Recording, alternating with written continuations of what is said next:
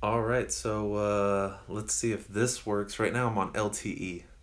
My Wi-Fi just dropped for whatever reason, and the video ended. So to cover what I just was talking about, the questions that I received for my last live stream were, am I going to keep my content free and available on YouTube?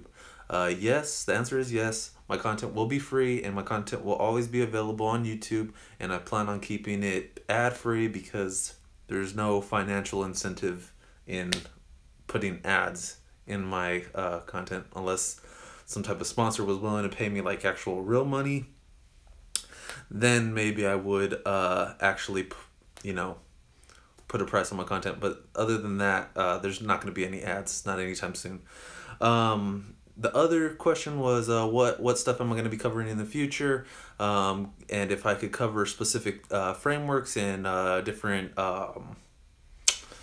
things that you guys recommend. I'm still working my way through the list. If you guys want to check the Trello link that I put in all my videos, that has a list of all the content that I plan on releasing, everything that you guys have recommended and that I felt was worth writing down. I put it in there. I know that Dispatch Group is one that was really popular, and I do plan on doing the Dispatch Group. Now, I just got a question. Perhaps this question has already been asked, but I wonder if you've considered doing something like Udemy course. Yes, I am actually going to be doing a course. It's with a partner, a very popular partner development group. I don't know if I'm supposed to say their name or not yet, so let's just put it on hold for right now. But I will be coming out with courses, and it will be similar to Udemy.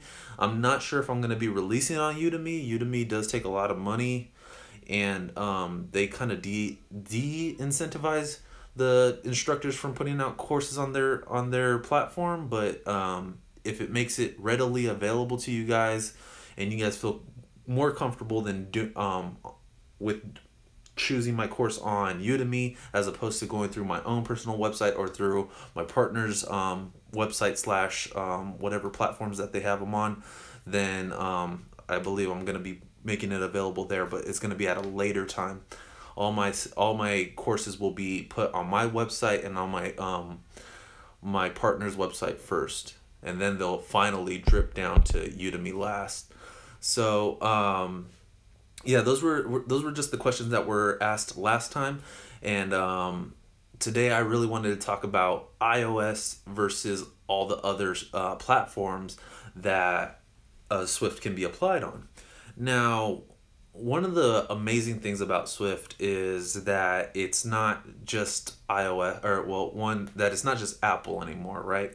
So since Apple has decided to let Swift be open source, it was able to be run on Linux, and you could now start making applications on a Linux computer, which is really cool.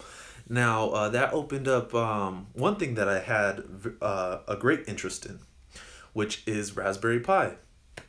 Now, I actually purchased a Raspberry Pi Zero. I have it at home. It's in a box. It's waiting to be set up. I still haven't set it up. I have to solder in the GPIO pins. But I'm super stoked about getting Swift onto Ubuntu or Raspberry Pi or whatever you want to call it. But I'm super excited in learning that, and it's gonna take my skill set, or it's gonna, well, my skill set, but it's gonna force me to learn something that I am not familiar with whatsoever, which is like robotics, I guess, or hardware at least. You could definitely refer to it as hardware, and that's something that I do have on my plans to when I'm doing my meetup groups. Now, if you're not familiar with my meetups that I do, I have a meetup group at meetup.com. It's called Applied Swift. And the reason why I called it Applied Swift is because that's exactly what I do at my meetups, is that I talk about the different applications that Swift has. Now, so far, I've been able to do a iOS meetup, a tvOS, and a watchOS meetup.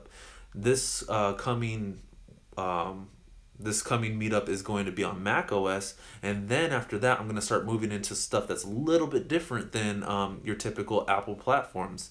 Another thing that I've been experimenting with is Vapor, which is the server-side framework for Swift, and that's very, very enticing to me because one, I've tried Katura, and I've tried Perfect, and Vapor has by far been the easiest one to set up for me. And the community, I believe, is honestly unmatched. I've never seen a community where you get help on something so specific so quickly, and it's just really impressive with the Vapor community because it's honestly it's like Stack Overflow but in Slack, which is really crazy because you get your question answered like almost immediately, so it's super awesome. So those are just two things that you can do with Swift. I'm super stoked or well, not stoked, but I'm like anxious for Swift to end up on Android because that's where I really want it to go, because then that means I could develop across platforms, and I know that you can put Swift on Android, but it's not in a usable state quite yet. So that's the main thing that I wanted to bring up to you guys is, my tutorials are only on iOS and Swift. And I was curious to see if you guys are open to having, different tutorials on different things that Swift can be applied to. So I wouldn't just be like the iOS tutorial guy. I'd be like the Swift tutorial guy. So I would still primarily focus on iOS because that's where the majority of the developers are, or at least in my opinion, or that from my perspective, that's what I see, is that the majority of the developers that develop on Swift, they are doing it for iOS. I would like to start doing tutorials on things like Vapor because that's my favorite server-side framework. I'd like to do tutorials on, Mac OS because I haven't learned how to do Mac OS yet. I played around with it a little bit, but I haven't gone through the entire process of making like a application with it. So I want to go through that.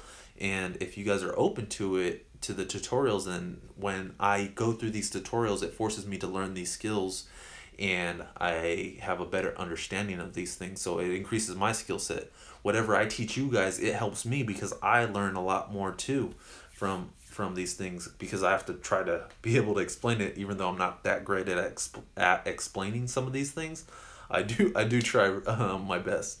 But yeah, I would really like to do, tvOS, Mac OS, Watch OS, iOS, server-side Swift, what else is there? Raspberry Pi, and then whatever else is to come in the future, because Swift is such a beautiful language, and it's gotten to the point to where I feel like, I would never really need to learn another language, like in the foreseeable future. Swift is a very, very young language, but it's maturing, I feel, at a very fast rate because one, it's open source, and two, there's so much interest in it, and at this time and age where mobile is a huge thing and Swift is easy for beginners to come on and everybody's learning together and the community's so open, I feel like Swift is able to evolve at a much faster rate, and that's going to make it that much more enticing for whenever whoever's in charge of Android putting Swift on Android, to make it one of those viable options. Now, real quick, just a little sidebar.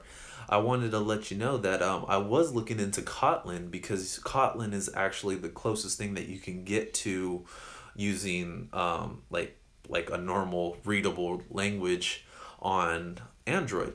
If you didn't go through a college background and you just learned how to code and maybe Swift is your first language, then Kotlin would probably be your best bet at getting on Android, because Java is it's closer to Objective-C. I mean, the syntax is closer to Objective-C because it's closer to C syntax. And C and Java and Objective-C and all their syntaxes are a little bit harder to read if you're especially for a beginner, but harder to read if the only language that you know is Swift.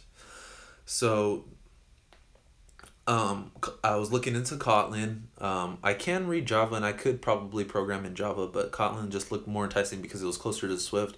And I was thinking, oh, well, I could get into Android. It'd be good for me to be cross-platform developer. But you know what? After playing around with Swift on Vapor and doing some server-side Swift, I am completely like pulled on board to where, all I need to do is just be an expert at Swift, and it will eventually make its way around. I think in the long run it's gonna end up being one of those top frameworks, or not frameworks, top languages that everybody's flocking to. Everybody's like on top of JavaScript or whatever. Yeah, JavaScript for just about everything, and I really don't like JavaScript. It's not as straightforward to me. And I did try to learn it, but I just couldn't understand it. So I'm hoping that Swift gets to that level. But yeah, I am definitely super interested in just learning everything there is to know about Swift. So I just want to reply to Justin's comment. He said I'd be down with Swift related tutorials for other platforms. I think that sounds pretty neat. Yeah, so I think it sounds pretty neat too, because hey, the more things that you learn, the more tools that you have in your tool set, the better understanding that you have for everything else. And when you master something with a language that you already know, then you're able to transfer that knowledge into a different area. So take, web development or server-side development, for example.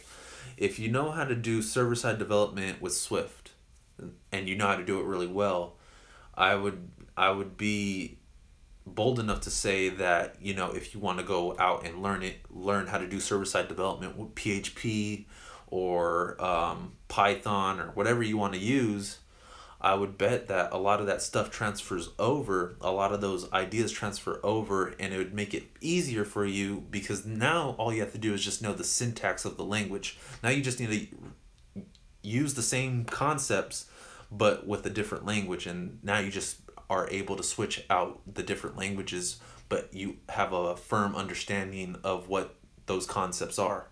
So that's kind of my thought process. You guys have to let me know what you think.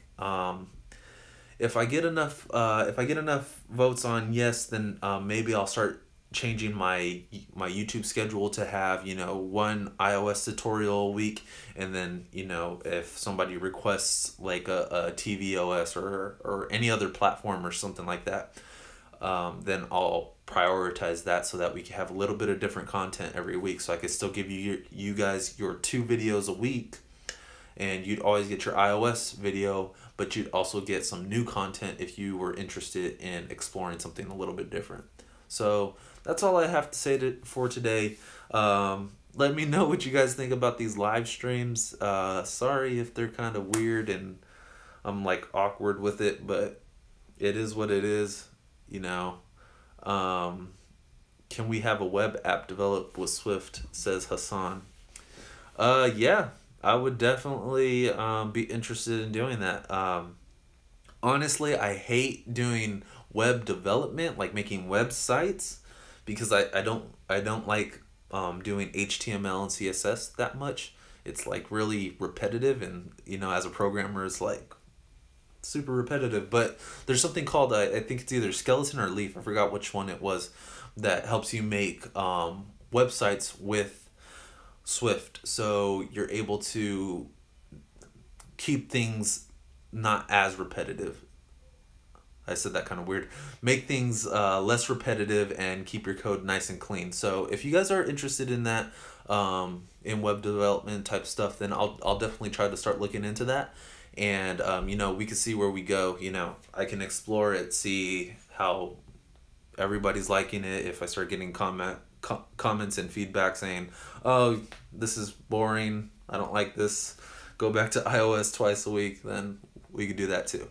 I'm gonna be learning it anyway, so you know, if you guys want it, then it forces me to learn it, and then we all win. So that's how I feel about it. But yeah, all right, thank you guys for coming in to the live stream today. And sorry, I'm kind of awkward. It's just how I am. And if you guys have any questions, make sure you leave them in the comments down below. Make sure you give this video a thumbs up if you made it this far. And then also make sure you subscribe. You always have to subscribe so you can get all my content and stuff like that. So I could hit you guys up with these funky, wacky little videos that I make. Yeah, so all right, later guys. And as always, code passionately. Yeah. Woo!